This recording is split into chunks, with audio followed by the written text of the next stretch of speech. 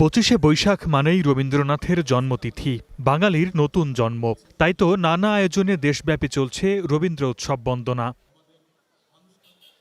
বিশ্বকবির স্মৃতি বিজড়িত সিরাজগঞ্জের রবীন্দ্র কাছারির বাড়ি প্রাঙ্গণে আয়োজন করা হয়েছে 3 দিনব্যাপী রবীন্দ্র জন্মজয়ন্তী উৎসব। অনুষ্ঠানে প্রধান অতিথির বক্তব্যে জ্বালানি মন্ত্রী বলেন, বিশ্বকবি রবীন্দ্রনাথ ঠাকুর তার অমর সৃষ্টি গান, সাহিত্য আর দর্শনের মধ্য দিয়ে যুগ যুগ ধরে মানুষের হৃদয়ে বেঁচে থাকবেন।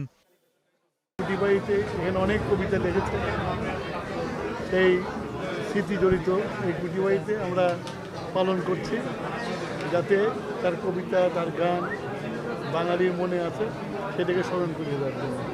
নওগাঁর পতিশ্বরে রবীন্দ্রনাথের 165তম জন্মবার্ষিকী অনুষ্ঠানে অংশ নেন স্থানীয় সরকার মন্ত্রী। বলেন, জুলাইয়ে সবাই মিলে লড়াই করে পরিবর্তন এনেছি, সেই পরিবর্তনকে ভিন্ন খাতে নেয়ার চেষ্টা চলছে।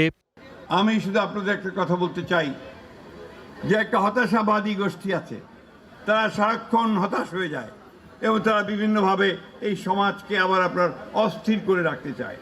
কুষ্টিয়ার শিলাইদহ সহ সারা দেশে বর্ণাঢ্য আয়োজনে উদযাপন করা হচ্ছে রবীন্দ্রনাথের 165তম জন্মবার্ষিকী।